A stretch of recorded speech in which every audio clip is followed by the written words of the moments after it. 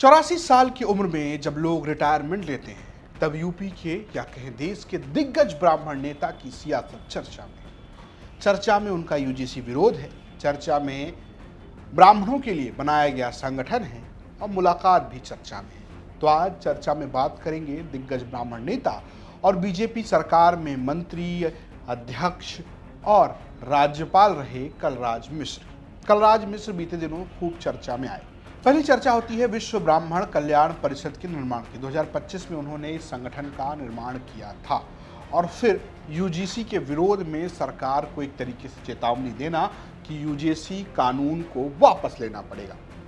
यहाँ तक तो ठीक थी। फिर इसी मुहिम को लेकर वो मुलाकात करते हैं बृजभूषण शरण सिंह, जो भी दिग्गज नेता हैं, बाहुबली कहे जाते हैं। ये मुलाकात खुद बृजभूषण ने पोस्ट करके जानकारी दी।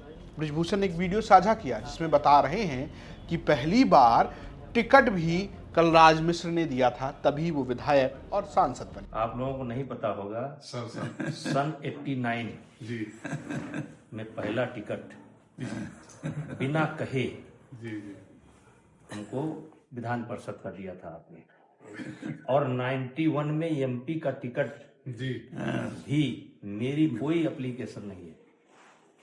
आप अध्यक्ष थे, मैंने कभी एप्लीकेशन दिया ही नहीं। अब आज मैं आपका स्वागत करने के लिए आज इसलिए आया हूँ कि आपने यूजीसी पर जो बयान दिया, देश का बहुत भला हुआ उससे। हाँ, तो हुआ है। देश का बहुत भला हुआ है, पूरा ताना बाना बिगड़ जाता है। ये वीडियो, ये मुलाकात खूब चर्चा में है। दरअसल कलराज मिश्र 2024 में राज्यपाल के पद से रिटायर हुए और तब ऐसा लगा कि अब सियासत से धीरे धीरे वो रिटायरमेंट ले रहे हैं। लेकिन 2025 में जब उन्होंने ब्राह्मणों के लिए ब्राह्मण कल्याण परिषद की स्थापना की, विश्व ब्राह्मण कल्याण परिषद की स्थापना की, तो फिर से उनके ब्राह्मण सियासत की चर्चा होने लगी, जिस सियासत के लिए वो उत्तर प्रदेश में जाने जाते रहे। कभी कलराज और कल्याण की जोड़ी की बात होती थी। कहा जाता था कि कल्याण है तो कलराज हैं, एक तरफ ओबीसी एक तरफ ब्राह्मण, और बीजेपी का यही ब्राह्मण ओबीसी चेहरा खूब दिखता था। वही कलराज मिश्र अब विश्व ब्राह्मण परिषद के जरिए यूजीसी का विरोध कर रहे हैं। जब यूजीसी को लेकर पूरे देश में हो हल्ला कटा, तब ही कलराज मिश्र ने एक प्रेस कॉन्फ्रेंस की और उन्होंने कहा कि सरकार को इसे वापस लेना पड़ेगा। जरूरत होगी तो मैं खुद प्रधानमंत्री नरेंद्र मोदी को चिट्ठी लिखूंगा। जरूरत पड़ेगी तो प्रधानमंत्री से मिलने की आवश्यकता पड़ी, दूसरी वार्ता की जाएगी, लेकिन वार्ता के माध्यम से समाधान निकलेगा। और मुझे ऐसा लगता है वो लोग भी इस पर विचार कर रहे होंगे, तो इसको निश्चित रूप से वापस लेना ही पड़ेगा। इसमें कोई समय सीमा निर्धारित की गई सर?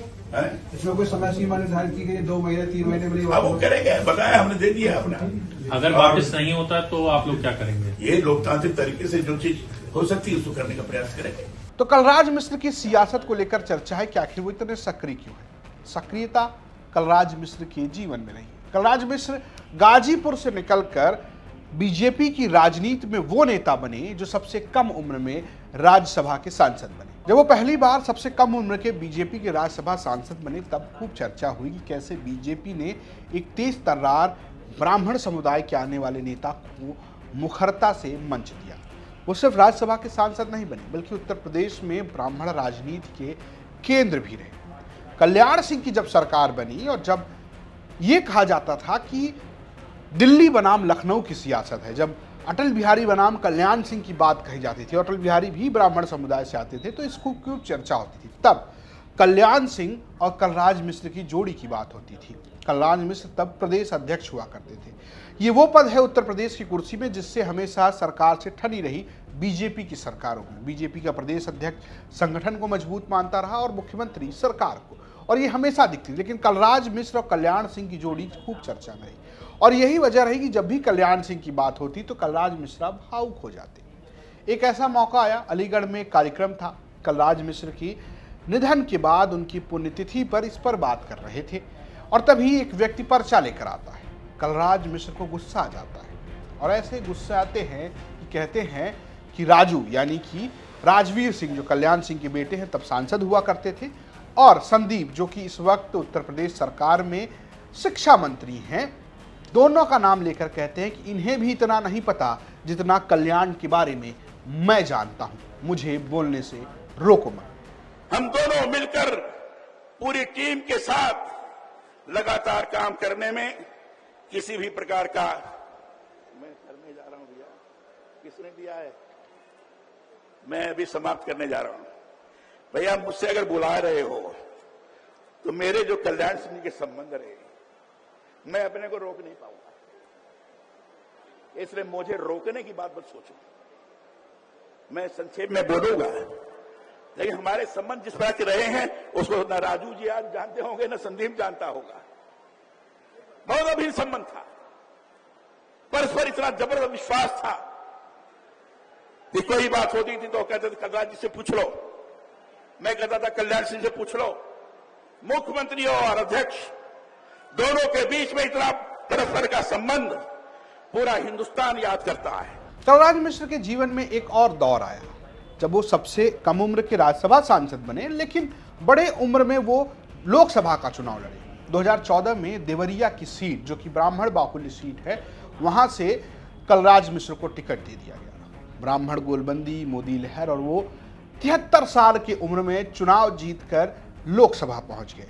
लोकसभा पहुंचे, मोदी सरकार में सूक्ष्म, लघु और मध्यम उद्योग यानी कि एमएसएमई के मंत्री रहे। और फिर वो 2019 में एक दिन आता है जब वो सार्वजनिक तौर पर ये घोषणा करते हैं कि वो 2019 का लोकसभा चुनाव नहीं लड़ेंगे। फिर खूब चर्चा होती है, क्या होगा, क्या कलराज मिश्र अब रिटायर हो जाएंगे। फिर एक और घोषणा होती है राज्यपाल बनने की। जी हाँ, वो बनते हैं राज्यपाल राजस्थान की, उसी राजस्थान के राज्यपाल बनते हैं जहां पहले कल्याण सिंह थे, और उसके बाद वो उसके राज्यपाल बनते हैं। और वो बाद में याद भी करते हैं कि कल्याण सिंह जिस तरीके से उत्तर प्रदेश में थे, फिर वो चले गए, फिर मैं राजस्थान गया, उनकी कुर्सी पर रहा, ये सारी बात वो कहते भी रहे हैं।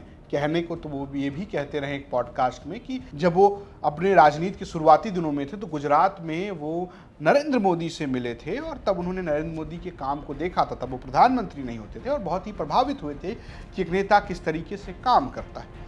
वो राज्यपाल बने तो वो विवादों में रहे। 2018-2023 जब जिस बीच वो राज्यपाल रहे, उस दौरान कांग्रेस की सरकार में बगावत हुई, गहलोत को लेकर तमाम बात राज्यपाल को लेकर हुई, ठनाठनी की भी बातें होती रही। और उसके बाद एक दौर वो भी आया कि जब 2021 में उनकी एक किताब प्रकाशित हुई और तमाम कुलपतियों को, जो कि राजस्थान के कुलपति थे, उनमें से 19 कुलपतियों को बिना बताए किताबें भेज दी गई और बिल भेज दिया गया। खूब विवाद हुआ। खुद राज्यपाल, बतौर राज्यपाल कलराज मिश्र ने प्रकाशक को बुलाकर खूब डांट लगाई। कलराज मिश्र इसी तरीके की सियासत के लिए जाने जाते थे। 2025 आया, माना गया कि वो रिटायर हो गए, लेकिन फिर से कलराज मिश्र लौट आए। अब ये सियासत किस ओर ले जाएगी, इस उम्र में वो क्या करेंगे, ये सब कुछ चर्चा में। फिलहाल आपकी अपनी क्या राय है, हमें कमेंट बॉक्स में जरूर बताएं। देखते रहिए यूपी तक। नमस्कार।